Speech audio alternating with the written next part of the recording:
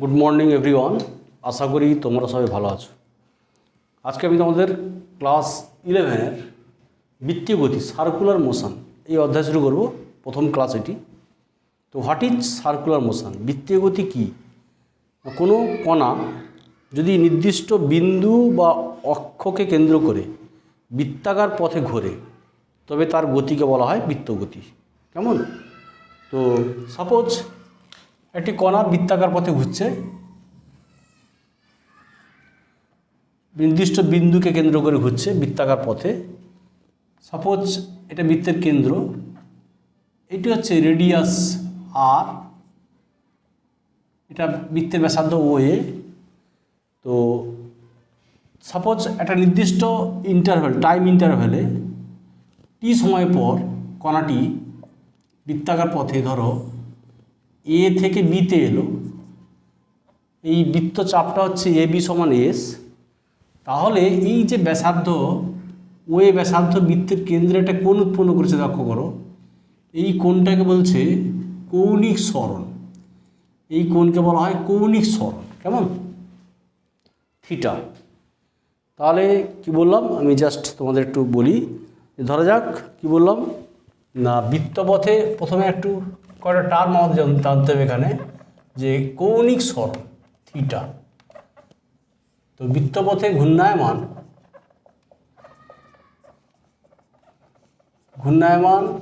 কোনো কণার এটাকে বলে দূরক বা ব্যাসার্ধ ভেক্টর বা দূরক, রেডিয়াস ভেক্টর। তো রেডিয়াস ভেক্টর মানে তার দিক আছে। তো রেডিয়াস ভেক্টরের দিকটা হয় কেন্দ্র থেকে কণার দিকে। কেমন? কেন্দ্র থেকে কণার দিকে। তো বৃত্তপথে ঘূর্ণায়মান কোনো কণার দূরক বা ব্যাসার্ধ ভেক্টর ওই বৃত্তের কেন্দ্রে যে কোণ উৎপন্ন করে তাকেই বলে কৌণিক সরণ, অ্যাঙ্গুলার ডিসপ্লেসমেন্ট। কেমন? তো কৌণিক সরণ থিটা সিম্বল, এর একক হচ্ছে রেডিয়ান পরিমাপ। তো রেডিয়ান পরিমাপে থিটা ইকুয়াল টু, আমরা জানি যে কৌণিক সরণ মানে কোণ সমান আমরা জানি কি বৃত্তচাপ বাই ব্যাসার্ধ, তাই না? বৃত্তচাপ বাই ব্যাসার্ধ। তাহলে এস বৃত্তচাপ বাই ব্যাসার্ধ আর, তাহলে ওর এস সমান আর থিটা। কেমন? এটা 1 নম্বর ইকুয়েশন। এটা হচ্ছে রৈখিক সরণ এস, আর থিটা হচ্ছে কৌণিক সরণ, তার সম্পর্ক। তো থিটার যদি কৌণিক সরণ থিটা যদি অ্যান্টি ক্লকওয়াইজ হয়, ঘড়ি কাটার বিপরীত দিকে হয়, তাহলে থিটা হয় পজিটিভ। আর ঘড়ি কাটার দিকে যদি অ্যাঙ্গেলটা হয়, মানে ঘূর্ণনটা, কোনো ঘূর্ণন যদি ঘড়ি কাটার দিকে হয়, তা সেক্ষেত্রে থিটা হচ্ছে নেগেটিভ। তাহলে কৌণিক সরণ হচ্ছে থিটা, তার একটা দিক আছে, যেহেতু ভেক্টর রাশি, একটা বাস্তব দিক আছে। ক্লকওয়াইজ ঘুরলে কৌণিক সরণ হবে থিটা পজিটিভ, অ্যান্টি ক্লকওয়াইজ ঘুরলে থিটা হবে পজিটিভ। আর ক্লকওয়াইজ ঘুরলে কোনো বস্তু থিটা হবে কি নেগেটিভ। কেমন? তাহলে এখন আমরা কি পেলাম? তাহলে এটা ভেক্টর ফর্মে বলতে পারি, এস ভেক্টর ফর্মে এস ভেক্টর সমান থিটা ক্রস আর ভেক্টর। এস ভেক্টর সমান থিটা ক্রস আর ভেক্টর ফর্মে। দেখো আর ভেক্টর বলেছিলাম যে কেন্দ্র থেকে কণার দিকে, ওকে। আর থিটা ভেক্টর হচ্ছে, এটা হচ্ছে অক্ষীয় ভেক্টর, এটা ঘূর্ণন অক্ষ বরাবর। আর এস ভেক্টর হচ্ছে এখানে সরণ, এখানে বৃত্তের স্পর্শক বরাবর। কেমন? তাহলে ভেক্টর ফর্মে এস ভেক্টর সমান থিটা ভেক্টর ক্রস আর ভেক্টর, ওকে। নেক্সট যেটা আমরা বলবো সেটা হচ্ছে কৌণিক সরণের পরিবর্তনের হারকে বলে কৌণিক বেগ, সিম্বল ওমেগা। তাহলে কি বললাম? কৌণিক সরণের পরিবর্তনের হারকে কৌণিক বেগ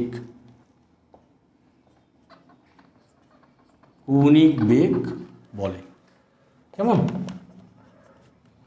তো কৌণিক সরণের পরিবর্তনের হার অর্থাৎ ধরা যাক যে ডিটি সময়ে কৌণিক সরণের পরিবর্তন ডি থিটা, তাহলে ওমেগা সমান হবে ডি থিটা বাই ডিটি। থিটার একক রেডিয়ান পার সেকেন্ড, তাহলে ওমেগা সমান হবে ডি থিটা বাই ডিটি। কেমন? কি সাপোজ টি সময়ে কৌণিক সরণ থিটা, তাহলে ওমেগা সমান হবে theta by T. Okay, radian per second, তাহলে কৌণিক বেগ। এখন আমরা রৈখিক বেগ আর কৌণিক বেগের সম্পর্ক বের করব। মানে রৈখিক বেগ ও কৌণিক বেগের মধ্যে সম্পর্ক। এখন ইকুয়েশন নম্বর 1 পেয়েছি এস সমান আর থিটা, আর পেয়েছি এস সমান আর থিটা। একে যদি আমরা অবকলন করি ডিফারেন্সিয়েটিং উইথ রেসপেক্ট টু টির সাপেক্ষে যদি অবকলন করে পাই তাহলে কী হবে ডিএস বাই ডিটি আর ডি থিটা বাই ডিটি। বৃত্তপথের ক্ষেত্রে আমরা বলেছিলাম যে এখানে বৃত্তপথে যখন কোনো বস্তু নির্দিষ্ট ব্যাসার্ধের বৃত্তপথে ঘুরে তার রেডিয়াসটা হচ্ছে কনস্ট্যান্ট, ব্যাসার্ধ হচ্ছে ধ্রুবক।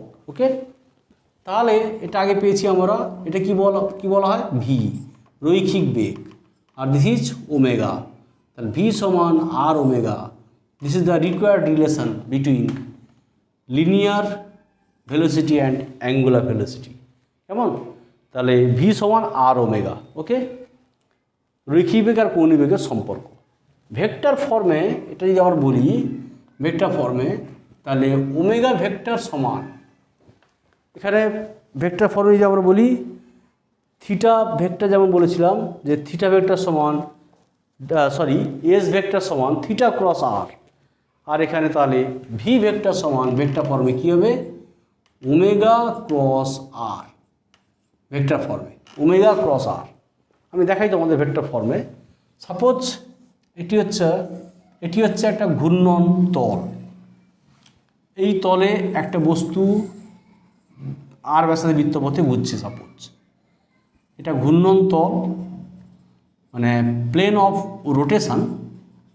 এই তলে আর ব্যাসার্ধের বৃত্তপথে একটা বস্তু আবর্তিত হচ্ছে, আর ভেক্টর কেন্দ্র থেকে কণার দিকে এইদিকে, বেগ হচ্ছে স্পর্শক বরাবর বি ভেক্টর, আর এই যে বস্তু একটা ঘুরছে তার ঘূর্ণন অক্ষ আছে যাকে বলা হয় ঘূর্ণাক্ষ।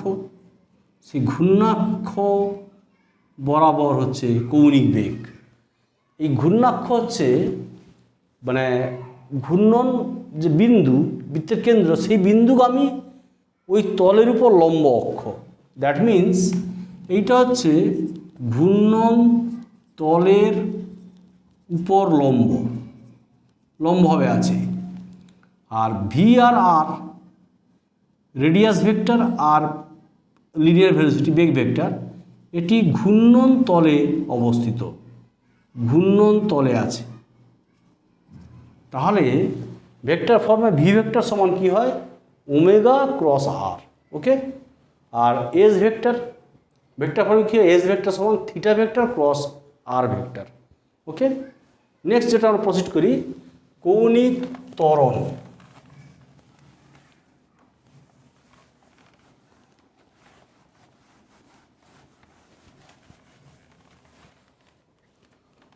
কৌণিক ত্বরণ সিম্বল হচ্ছে আলফা। তো কৌণিক বেগের পরিবর্তনের হার, কৌণিক বেগের পরিবর্তনের হারকে কৌণিক ত্বরণ বলে, কৌণিক ত্বরণ বলা হয়। কেমন? অর্থাৎ যদি আমরা বলি যে ডিটি সময়ে কৌণিক বেগের পরিবর্তন হয়েছে, কি কৌণিক বেগের বৃদ্ধি হয়েছে ডি ওমেগা, তাহলে আলফা সমান হবে ডি ওমেগা বাই ডিটি। কেমন? আলফা সমান D omega by DT radian per second square. এটা হচ্ছে কৌণিক ত্বরণের রাশিমালা, বা বলতে পারি যে কৌণিক ত্বরণ আলফা সমান কৌণিক বেগের পরিবর্তনের হার omega two minus omega one by T radian per second square. মানে ওমেগা ওয়ান হচ্ছে প্রাথমিক কৌণিক বেগ আর ওমেগা টু হচ্ছে টি সময় পর কৌণিক বেগ। ওকে, তাহলে আলফা সমান হয়ে গেল omega two minus omega one by T. Okay, তাহলে কৌণিক বেগ আর এখন আমরা বের করব কৌণিক ত্বরণ, কৌণিক বেগ ও কৌণিক ত্বরণের মধ্যে সম্পর্ক।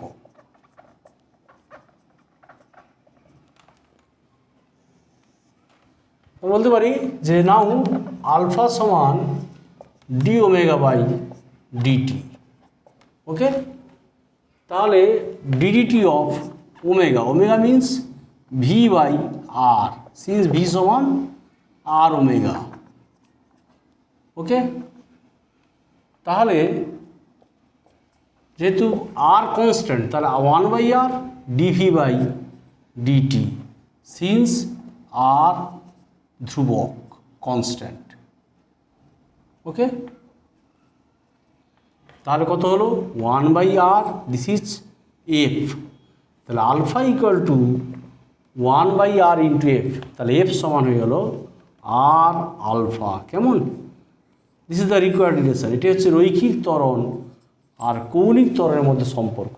ওকে, ভেক্টর ফর্মে F vector equal to alpha cross R, অর্থাৎ কৌণিক সরণ থিটা, কৌণিক বেগ ওমেগা, কৌণিক ত্বরণ আলফা, এগুলি সব হচ্ছে অক্ষীয় ভেক্টর।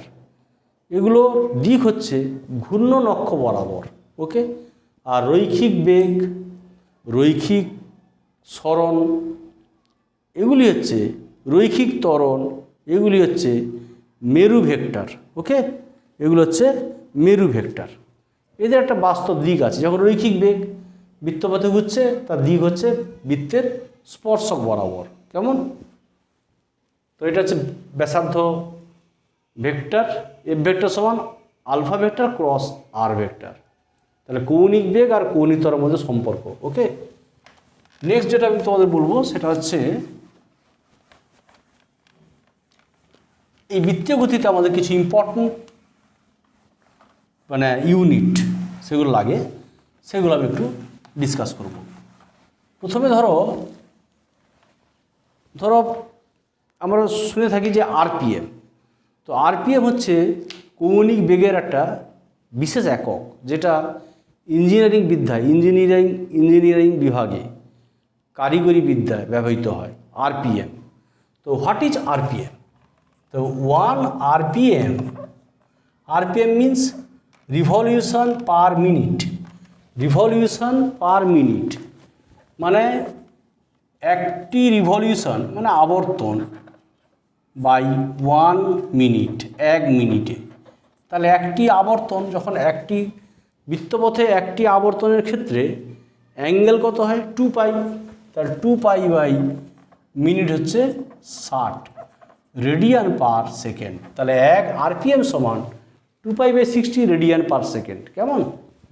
নাও 1 আরপিএস, 1 আরপিএস এটা হচ্ছে রিভলিউশন পার সেকেন্ড, মানে একটি আবর্তন বাই 1 সেকেন্ড, 1 সেকেন্ডে। দ্যাট মিন্স 2 পাই বাই 1, তাহলে 2 পাই রেডিয়ান পার সেকেন্ড। তাহলে 1 আরপিএস সমান 2 pi radian per second. 1 RPS আর 1 রেডিয়ান পার সেকেন্ড সমান নয়। ওকে, নেক্সট ধরো 1 আরপিএস 60 আরপিএম, 3600 আরপিএইচ। সেকেন্ডে একটি আবর্তন মানে মিনিটে 60 বার আবর্তন, ঘন্টায় 3600 বার আবর্তন। ওকে, এগুলো হচ্ছে ভেরি স্পেশাল ইউনিট। এখন আমি তোমাদের ধরো ঘড়ির ক্ষেত্রে বৃত্তীয় গতির এক্সাম্পল তোমরা জানো, ঘড়ির কাঁটার গতি বৃত্তীয় গতি। তো ঘড়ির কাঁটা সেকেন্ড কাঁটা, মিনিটের কাঁটা, ঘন্টার কাঁটা। ওকে, তো ঘড়ির সেকেন্ডের কাঁটার কৌণিক বেগ আমরা ধরি ওমেগা সাফিক্স ধরো এস। তাহলে কৌণিক বেগ সেকেন্ডের কাঁটা একবার ঘুরলে কৌণিক সরণ 2π, আর টাইম লাগে 60 সেকেন্ডে একবার ঘুরে। ওকে, তাহলে সিমিলারলি মিনিটের কাঁটার কৌণিক বেগ ওমেগা মিনিট একবার ঘুরলে 2π, আর একবার ঘুরে 1 ঘন্টায়, তাহলে 60 × 60 রেডিয়ান পার সেকেন্ড। ঘন্টার কাঁটার কৌণিক বেগ ওমেগা আওয়ার একবার ঘুরলে 2π, 12 ঘন্টায় একবার পূর্ণ আবর্তিত হয়, রেডিয়ান পার সেকেন্ড। ওকে, এটাই ছিল ঘড়ি সেকেন্ডের কাঁটা, মিনিটের কাঁটা আর ঘন্টার কাঁটার কৌণিক বেগের এক্সপ্রেশন। ওকে, আমি তোমাদের একটু আরও আমরা বলে দিই, আগে বলেছি আমরা সাপোজ পর্যায়কাল টি এবং কম্পাঙ্ক এন। পর্যায়কাল বলা হয়েছিল যে কোনো বস্তু কোনো কণা বৃত্তপথে ঘুরছে, তো বৃত্তপথে একবার পূর্ণ আবর্তনের জন্য যে সময় লাগে তাকেই বলে পর্যায়কাল। বললাম কোনো কণা বৃত্তপথে একবার পূর্ণ আবর্তিত হতে যে সময় লাগে, কোনো কণা বৃত্তপথে একবার পূর্ণ আবর্তনে হতে যে সময় লাগে তাকে পর্যায়কাল বলে। এর মানে কি? দ্যাট মিন্স, লক্ষ্য করো যে একবার পূর্ণ আবর্তিত হতে সময় লাগে পর্যায়কাল। তাহলে ওমেগা যদি কৌণিক বেগ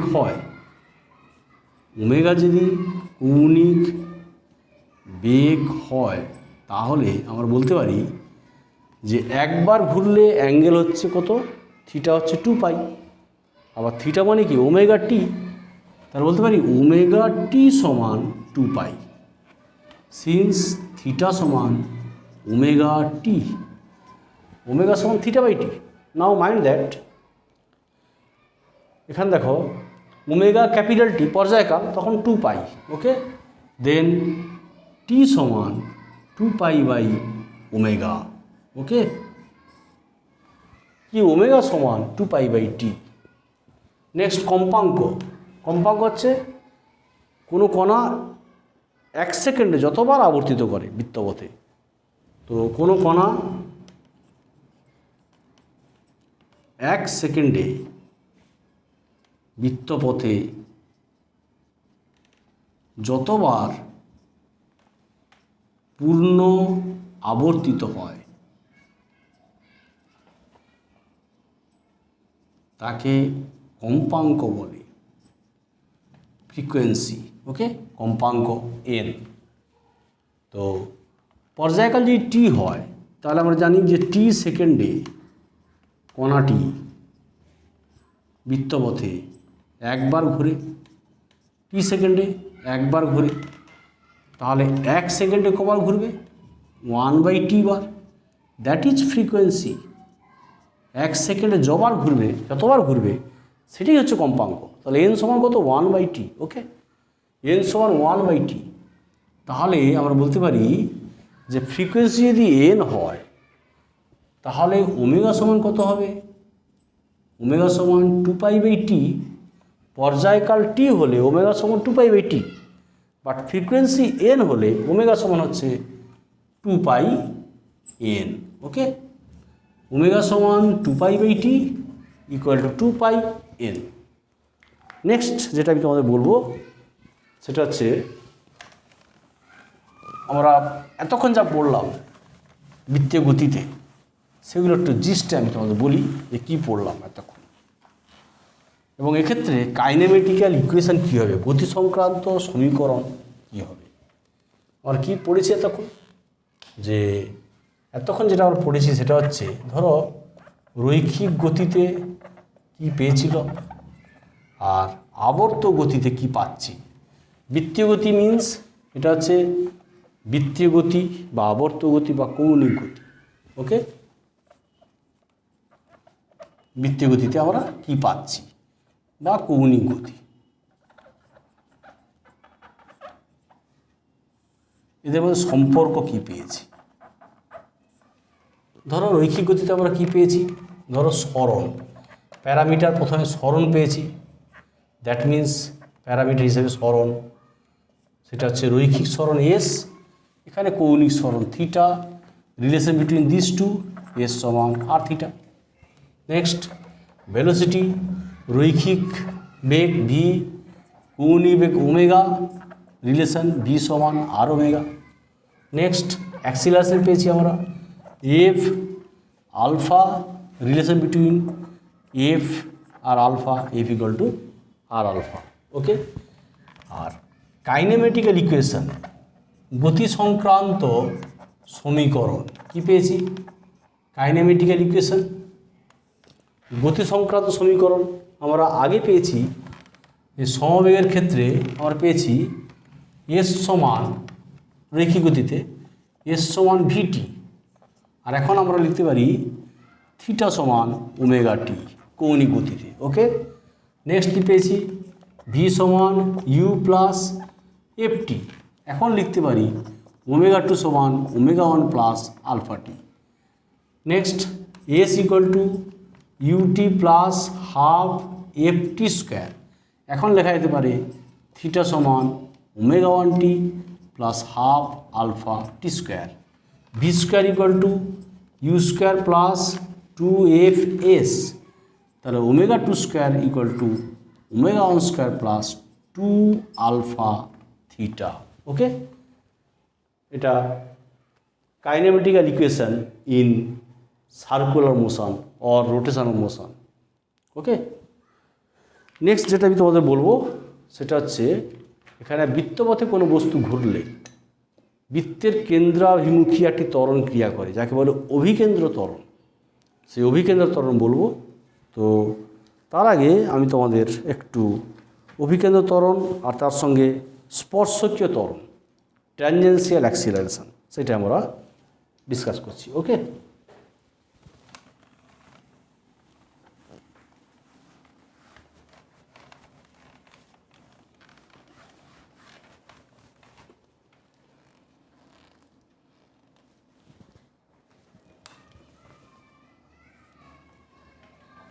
তো প্রথমে এটা বলছি অভিকেন্দ্র ত্বরণ। অভিকেন্দ্র ত্বরণ হচ্ছে সেন্ট্রিপিটাল অ্যাক্সিলারেশন। ওকে, তো আমরা বলি সেন্ট্রিপিটাল, মানে সেটা হচ্ছে বৃত্তের কেন্দ্রের দিকে, মানে বৃত্তের কেন্দ্রের দিকে, মানে পেটের দিকে, সেন্ট্রিপিটাল। ওকে, তো সাপোজ অভিকেন্দ্র ত্বরণ হচ্ছে যে কোনো বস্তু বৃত্তপথে ঘুরছে, তো বৃত্তের কেন্দ্রের দিকে যে ত্বরণ ক্রিয়া করে তাকেই বলে অভিকেন্দ্র ত্বরণ। তো তার আগে আমি তোমাদের সমবৃত্তীয় গতি কি না, বৃত্তপথে কোনো কণার, ধরো একটা বস্তু বৃত্তপথে ঘুরছে, বৃত্তপথে ঘুরলে কি হয়, দেখো বৃত্তপথে ঘুরলে ধরো রৈখিক বেগ স্পর্শ বরাবর ক্রিয়া করে, ভি রৈখিক বেগ স্পর্শ বরাবর ক্রিয়া করে, যে কোনো জায়গায় রৈখিক বেগ কিন্তু একই, মানে এখানে বেগের মান সবসময় একই, দিক চেঞ্জ হচ্ছে।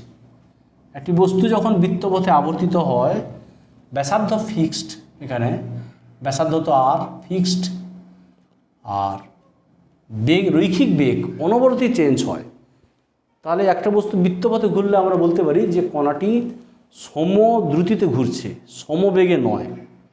এক্ষেত্রে বেগের মান অনবরত চেঞ্জ, বেগের দিক কন্টিনিউ চেঞ্জ হয়, কিন্তু বেগের মান সব সময় একই থাকে। ওকে, তো সমবৃত্তীয় গতি হচ্ছে কোনো কণা যদি বৃত্তপথে ঘুরে তার যদি কৌণিক বেগ ধ্রুবক হয়, সমবৃত্তীয় গতির ক্ষেত্রে কৌণিক বেগ ওমেগাটা ধ্রুবক, কারণ আর ধ্রুবক আর ভির মান ধ্রুবক, তাহলে ভি সমান আর ওমেগা, তাহলে ওমেগাটা ধ্রুবক, তো তাকে বলে সমবৃত্তীয় গতি। ঠিক আছে। আর আমি তোমাদের যেটা বলবো সেটা হচ্ছে অভিকেন্দ্র ত্বরণ। সেটা কি না, অভিকেন্দ্র ত্বরণ ডেফিনেশনটা কি না, সমদ্রুতিতে ঘূর্ণায়মান, সমদ্রুতিতে ঘূর্ণায়মান কোনো কণার কি হয় না, বৃত্তের কেন্দ্রাভিমুখী একটি ত্বরণ থাকে, তাকে বলে অভিকেন্দ্র ত্বরণ। ওকে, ঘূর্ণায়মান কোনো কণার বৃত্তটির কেন্দ্র অভিমুখী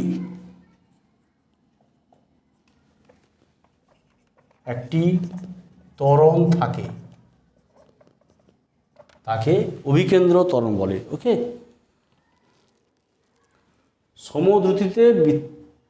সমদ্রুতিতে বৃত্তাকার পথে ঘূর্ণায়মান, বৃত্তাকার পথে ঘূর্ণায়মান। কেমন,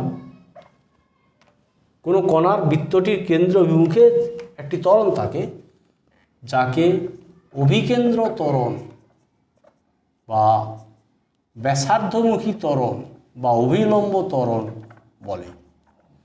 ওকে, এটা হচ্ছে অভিকেন্দ্র ত্বরণের মান হয়, আমরা বের করব একটু পরে, যে এর মান হচ্ছে কত না, এর মান হয়, এর মান ধরো এফ সাফিক্স সি, এটা ভি স্কোয়ার বাই আর বা ওমেগা স্কোয়ার আর মান, এটা আমরা একটু পরে প্রমাণ করব, এটা অভিকেন্দ্র ত্বরণ।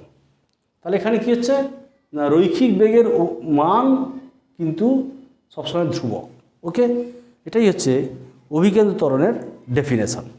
তো এখানে দেখো, তুমি লক্ষ্য করো যে সমবৃত্তীয় গতির ক্ষেত্রে এখানে কিন্তু এখানে আমি বললাম কি না, রৈখিক বেগের মান সবসময় একই। এক্ষেত্রে রৈখিক বেগের মান, রৈখিক বেগের মান সর্বদা ধ্রুবক, মান চেঞ্জ হচ্ছে না। ওকে, রৈখিক বেগের মান সর্বদা ধ্রুবক। ওকে, আর এক্ষেত্রে কি হয় না, ত্বরণটা কোন দিকে, বৃত্তের কেন্দ্রের দিকে, মানে F C towards centre of the circle. তাহলে সমবৃত্তীয় গতির ক্ষেত্রে এখানে বলতে পারি বেগ আর ত্বরণ পরস্পর লম্বভাবে থাকে। কি বললাম, সমবৃত্তীয় গতির ক্ষেত্রে বেগ আর ত্বরণ পরস্পর লম্বভাবে থাকে। ওকে, এখন যেটা আমরা বলবো সেটা হচ্ছে স্পর্শকীয় ত্বরণ, ট্যানজেন্সিয়াল অ্যাক্সিলারেশন। স্পর্শকীয় ত্বরণ, তো হোয়াট ইজ ট্যানজেন্সিয়াল অ্যাক্সিলারেশন না, এক্ষেত্রে কি হয়, রৈখিক বেগের মান চেঞ্জ হয়। এখানে রৈখিক বেগের মান ধ্রুবক ছিল, এখানে কিন্তু রৈখিক বেগের মান পরিবর্তিত হলে যে ত্বরণের সৃষ্টি হয় তাকে বলে স্পর্শকীয় ত্বরণ। কি বললাম না, ঘূর্ণায়মান বস্তুর বৃত্তপথে, অবশ্যই বৃত্তপথে, তো বৃত্তপথে ঘূর্ণায়মান বস্তুর, বৃত্তপথে ঘূর্ণায়মান বস্তুর রৈখিক বেগের মান পরিবর্তিত হলে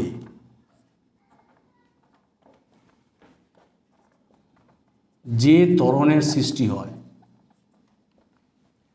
তাকে স্পর্শকীয় ত্বরণ বলে, তাকে স্পর্শকীয় ত্বরণ, ট্যানজেন্সিয়াল অ্যাক্সিলারেশন।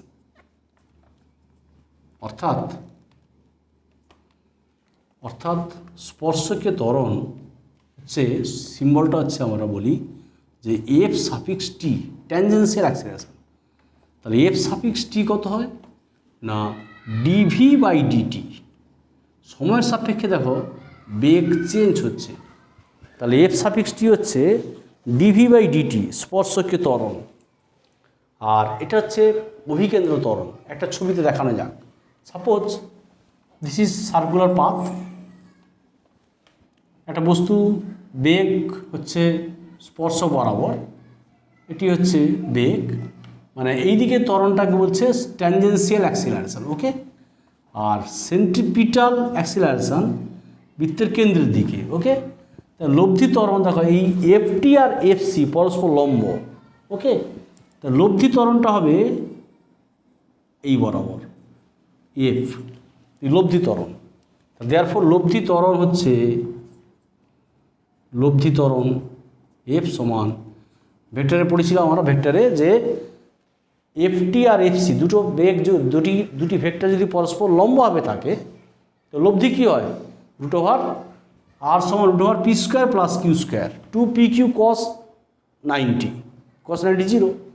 তাহলে এফ ইকুয়াল টু কত হবে, root over F C square plus F T square, that means root over F C square মানে V square by R whole square plus DV by DT whole square, okay. এটাই সে লব্ধি ত্বরণ। এখন যেটা আমি তোমাদের বলবো অভিকেন্দ্র বল।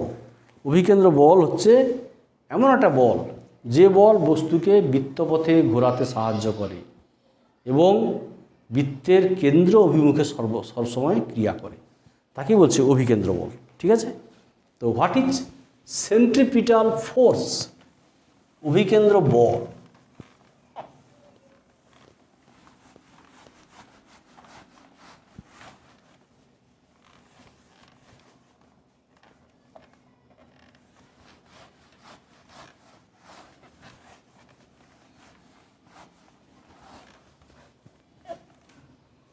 অভিকেন্দ্র বল বা তাকে বলি আমরা কেন্দ্রাভিমুখী বল।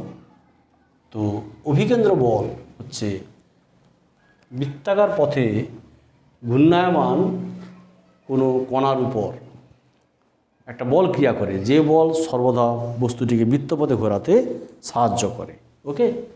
তাহলে আমরা বলতে পারি যে অভিকেন্দ্র বল হচ্ছে এমন একটা বল যে সেটা হচ্ছে সমবৃত্তীয় গতিতে ঘূর্ণায়মান, সমবৃত্তীয় গতিতে ঘূর্ণায়মান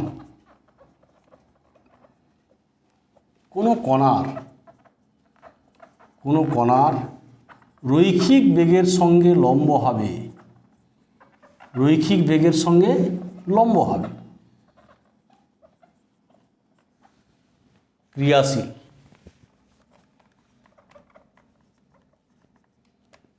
যে বল বস্তুটিকে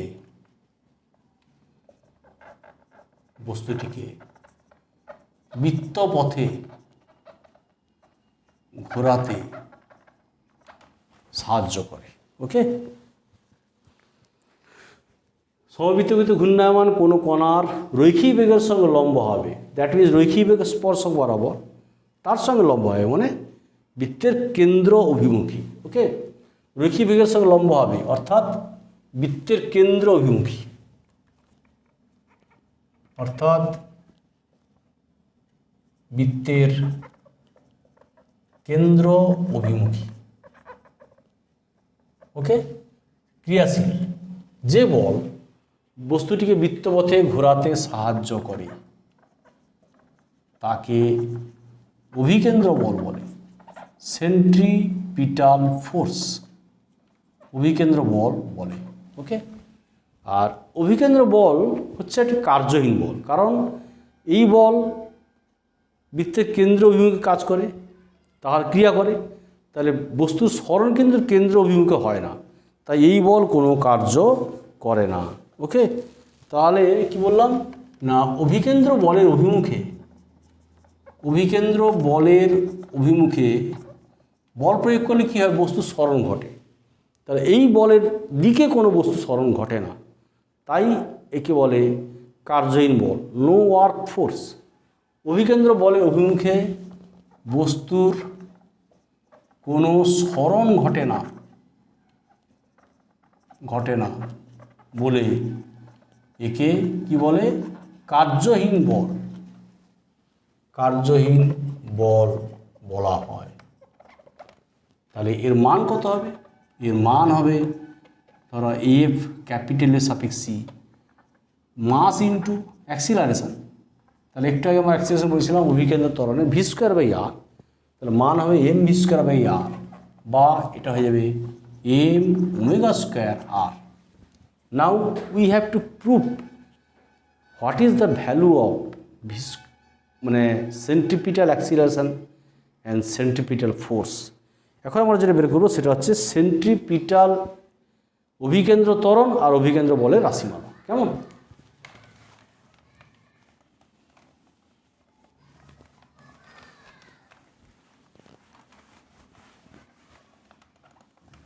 তাহলে অভিকেন্দ্র ত্বরণ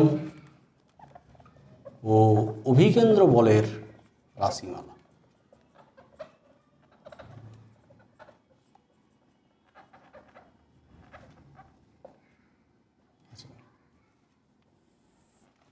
অভিকেন্দ্র ত্বরণ অভিকেন্দ্র বল রাশিমালা, তার জন্য আমরা এখানে একটা ছবি আঁকি। ধরো একটা বস্তু বৃত্তপথে ঘুরছে। কেমন?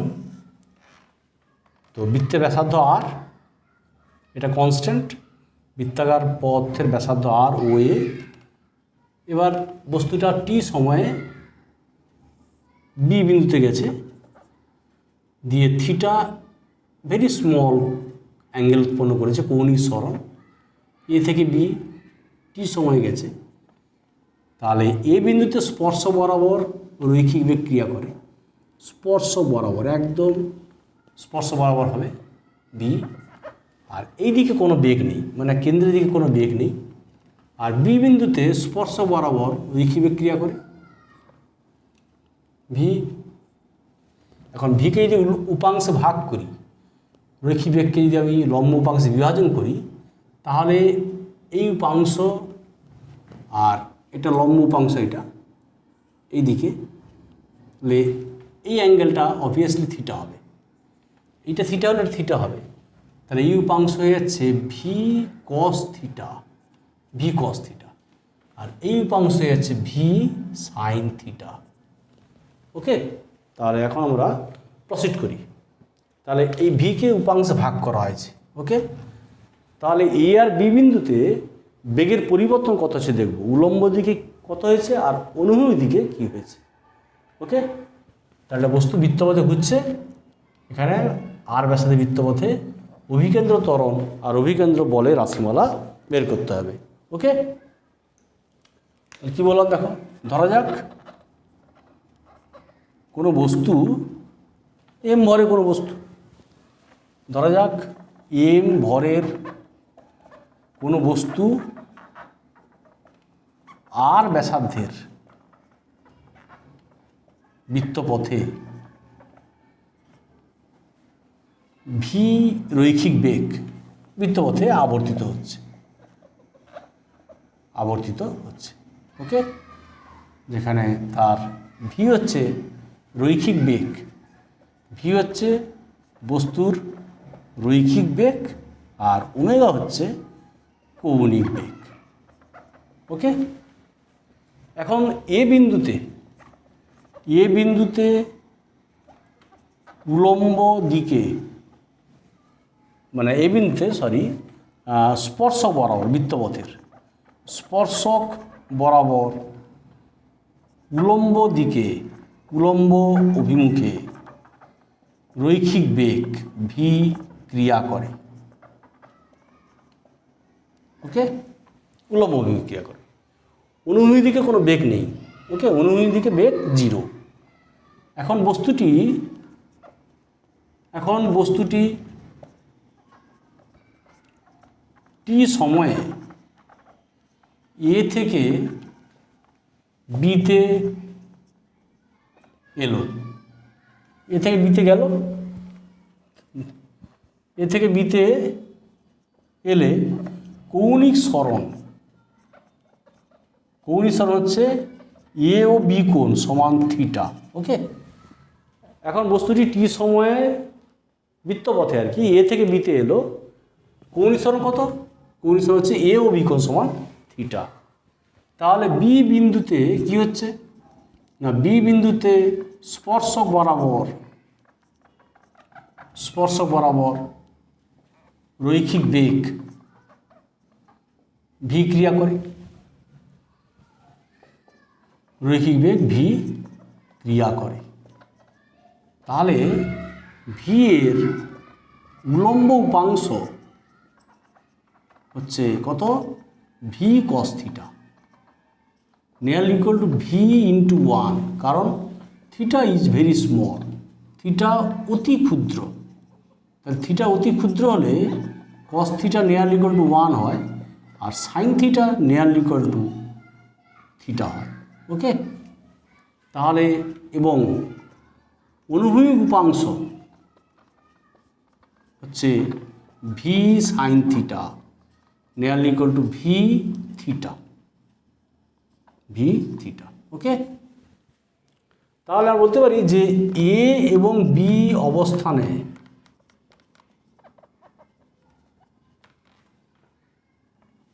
এই দুটো অবস্থানে দেখো ভালো করে যে এখানে বেগ ভি আর এইদিকে বেগটা ভি হচ্ছে, ভি কস থিটা ভি হচ্ছে। তাহলে এ এবং বি অবস্থানে উলম্ব উপাংশের বেগের উলম্ব উপাংশের পরিবর্তন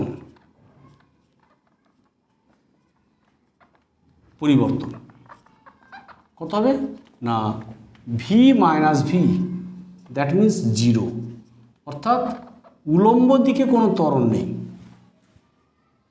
অর্থাৎ উলম্ব দিকে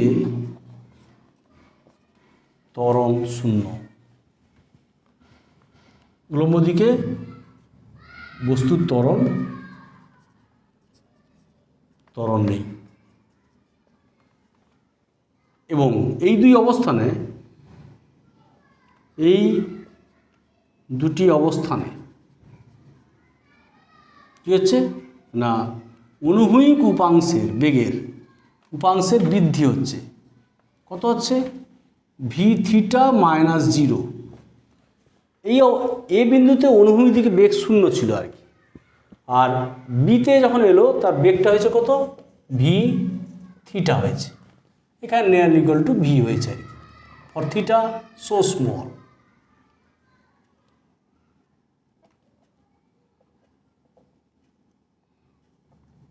V cos theta nearly equal to V, so theta since theta is so small, তাহলে এটা ভি, তাহলে বৃদ্ধি হয়েছে, তাহলে ভি থিটা। তাহলে বলতে পারি যে দেয়ারফর বেগের বৃদ্ধির হার, দ্যাট ইজ সেন্ট্রিপিটাল অ্যাক্সিলারেশন, কত হবে, টি সময় হয়েছে, তাহলে বেগের বৃদ্ধির হার টি সময়ে, তাহলে V into theta by T. Therefore অভিকেন্দ্র ত্বরণ হচ্ছে এফ সাফিক্স সি, তাহলে V into omega or V square by R or omega square R, this is the required expression. Okay, এটা হচ্ছে অভিকেন্দ্র ত্বরণের রাশিমালা 1 নম্বর ইকুয়েশন। দেয়ারফর অভিকেন্দ্র বল, force means mass into acceleration, তাহলে M V omega, that means M V square by R, that means M omega square R. Okay, this is equation number 2। তাহলে এটাই ছিল অভিকেন্দ্র বল আর অভিকেন্দ্র ত্বরণের রাশিমালা। ওকে, আজকে আমি ক্লাসটা তোমাদের এখানেই শেষ করলাম। ওকে, আজকে এই পর্যন্ত, থ্যাংক ইউ।